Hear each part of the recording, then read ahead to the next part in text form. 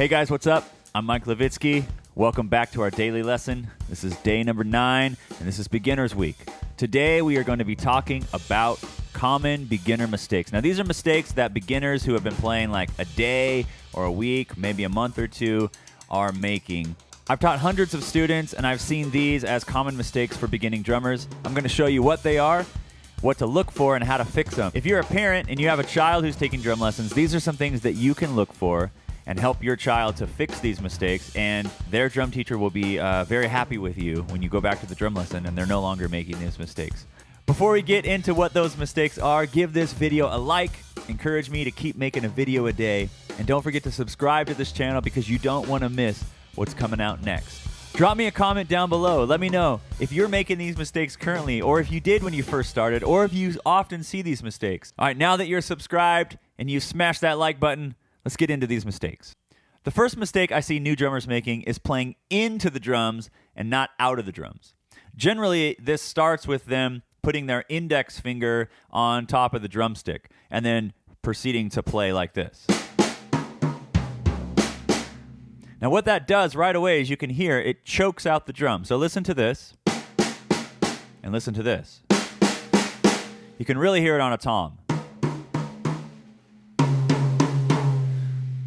By putting the index finger on top of the drumstick, you're not allowing the stick to rebound off the head. Therefore, you're not letting the head to resonate. So the first thing you want to make sure is that your index finger is around on the side of the stick, or that your index finger is off of the stick if you're playing kind of with your grip in the back. I recommend new students to use this grip where you have a thumb and an index finger both on the side. Kind of imagine there's a screw going through the stick, and the rest of the fingers just lay on the back, and the motion comes from the wrist. So the wrist is moving up and down, and the fingers can even be involved in that stroke, which allows for a nice, free, rebounding stroke off of the drum. When you throw the stick down, you want to allow for the stick to come back up. You don't want to play into the drum.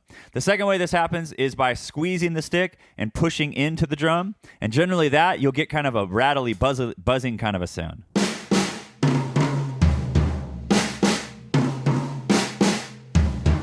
And again, this is coming from squeezing at the back of the stick instead of allowing the stick to move freely and come off the drum. Often when I'm working with children, I say to imagine that the drum is hot and you want to get that stick off there as quickly as possible. You don't want to leave the stick on where it will get burned. The second mistake that I see new drummers making is using their arms instead of their wrists to play, especially the cymbals. So we looked at that right side all beat, and a lot of new drummers, especially kids, will, instead of playing right side all, will generally play something like this. Right side all, right side all, right side all, right side all. And it's like super loud and super into the cymbal and into the drum. And they're moving with their arm. And part of that is just the time to develop the finer motor skills. They're just kind of using their gross motor skills and throwing their arms down. And so one prompt for yourself or for your student is to remind them to keep the sticks low. So oftentimes when I'm working with students and they're doing their arm motion right side all, I'll take my stick and I'll put it over top of their stick so it can't come back. And I'll say, play that beat now without hitting my stick. And what that does is it causes them to concentrate on hitting the cymbal without bringing that stick back and clicking against my stick. And this will keep them with their sticks nice and low. And even if they're using their arms in that movement, at least it's a lot lower and it's a more focused type of a sound. So again, when we're working with the drums and the cymbals, remember to keep the sticks low. Remember to hit the cymbals with the tip of the stick, not the shoulder of the stick, and to swing from the wrist and not from the arm. So keep those sticks low. Those are the prompts that you want to think about when those mistakes are happening. Let's go down to the feet. So the next problem that I see is sort of a balance problem, especially when we start with that right side all groove, right side all. Oftentimes you'll see new students play it like this. Right side, all, right side, all. And they're kind of rearing their body back, and they're falling, or they're moving around like this.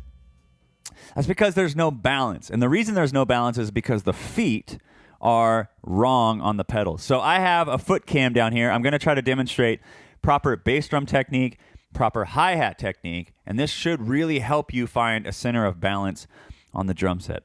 So if you notice on the foot here, the foot should never leave the foot plate. So this part of the bass drum pedal right here is called the footboard or the foot plate, and you can see here's where it is. Now, a lot of beginning students, when you see them play the bass drum, will play it like this. Notice how the foot is coming way above the bass drum pedal. That is incorrect. There are two main ways to play the bass drum pedal correctly: heel up and heel down. And in both techniques, the foot never leaves the footboard. So it's important when you're playing the drums to keep the front part, the ball of the foot, on the footboard. If you're playing heel up, it'll look like this. So my heel is up in the air, and I'm playing.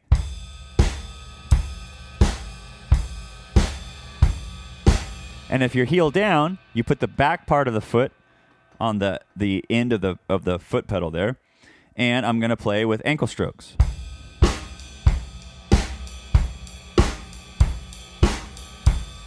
Either way, my foot is staying on the footboard. You should feel like the footboard is glued to the bottom of your foot. And that's how you're really going to find some balance when you are playing the drum, because you're going to feel the ground under your foot. And you can put a little bit of pressure on that foot to help yourself balance without putting the beater into the head. Now, there's a debate back and forth whether or not you should leave the beater up against the head or whether you should let it release. I think both techniques are good to know. But even if you're going to let the bass drum beater release off the head, you can still put some pressure on your pedal to help find some balance. You're really going to lose your balance if you try to lift that foot up off of the bass drum pedal. You're going to fall to one side or to the other. By leaving the foot up against the footboard, you're going to help yourself to find a lot more balance on the kit. Let's move now over to the hi-hat side. On the hi-hat side, young students and adult students alike make the same mistake. Because we are closing the hi-hat and we're making this chick sound with the hi-hat, they leave the hi-hat open all the time. And so they're playing right side all, right side all, right side all, right side all, and they're floating the foot way above the hi-hat pedal like this, right? Waiting to close it down. Here's the secret to playing the hi-hat. You leave the hi-hat closed unless you want to make a chick sound. The reason we do this is so that we have an anchor point with our left foot for balance. It really helps with the balance to always have that hi-hat closed. So you can put a lot of pressure on that foot.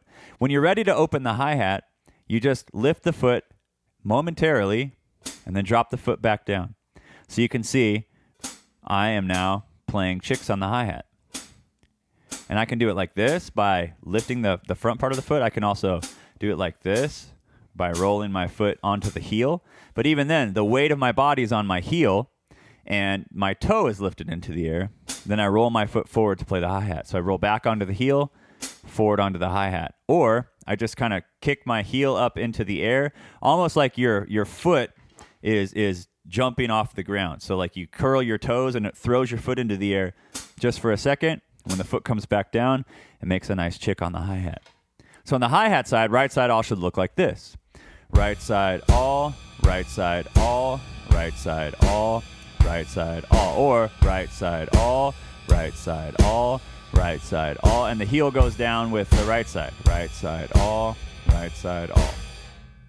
I suggest for beginners this method because it feels the same as the bass drum pedal. Okay, some other mistakes that you can make with the hi-hat is crashing the hi-hat cymbals together. So you got right side all, right side all, right side all, right side all. And again, that'll be fixed by putting the weight of the foot onto the hi-hat pedal so that the hi-hat cymbals come together. Another one is when you move over to the hi-hat, not closing the hi-hat tight enough. So you end up with this kind of a sound. 1 and 2 and 3 and 4 and... So the fix for that is to roll the foot forward and put some pressure onto the ball of the foot, almost like you're trying to kind of rub gum off of the bottom of your shoe, some kind of feeling like that. So almost like you're going to stand on your tippy toes, and that'll give you the pressure. Now you can squeeze the hi-hat too hard, and you'll get kind of a choked out sound. You can hear the pitch change, right? So you want to find kind of a happy medium. This is too loose, too tight. Kind of right in there is probably a good area. Another problem that you can have on the hi-hat is to loosen your clutch and tighten it to try to get the distance of the hi-hat cymbals, and they are too wide, right? So your cymbals are moving up and down way far. I like to set mine at maybe, I don't know, half an inch or so.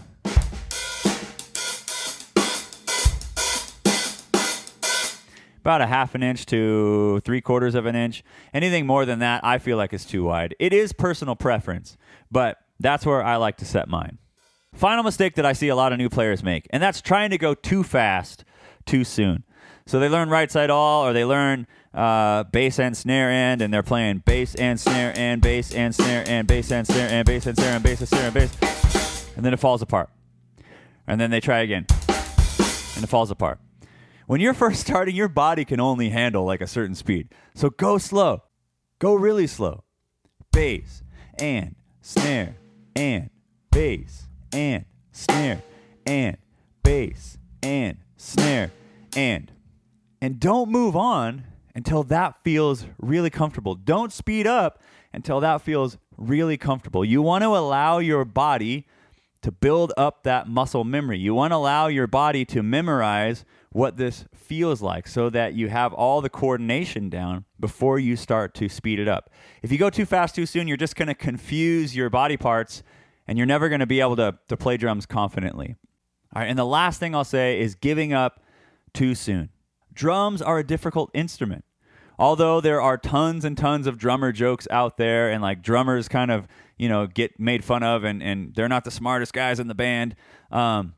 Those aren't true. Drums are a very difficult instrument. We have 4 things all going on at the same time. And if you sing 5 things all going on at the same time that your brain has to keep track of. So keep at it. I promise you, if you put in the practice and you're slow and you're methodical and you really concentrate on what you're doing, you will get it and you will be able to play drums. But you only get out of music what you put into it. You're only going to be as good at the drums as the amount of practice that you put into it. So I suggest at the minimum, 15 minutes every day. And there was a time in my life when I was practicing like 4 or 5 hours a day, every day for like years on end. And so that's where a lot of my skill developed. And if you want to be good at the drums, if you want to be way better than me, if you want to be like some of these guys who are, on tour around the world and just doing amazing things, only playing the drums, you got to put in the time. I hope this one helped you out. I'll see you guys tomorrow for beginner rock beats. That should be a lot of fun. And keep working on this stuff. Don't forget to like this video and subscribe to this channel. I'll have another video for you guys tomorrow. I'll see you later.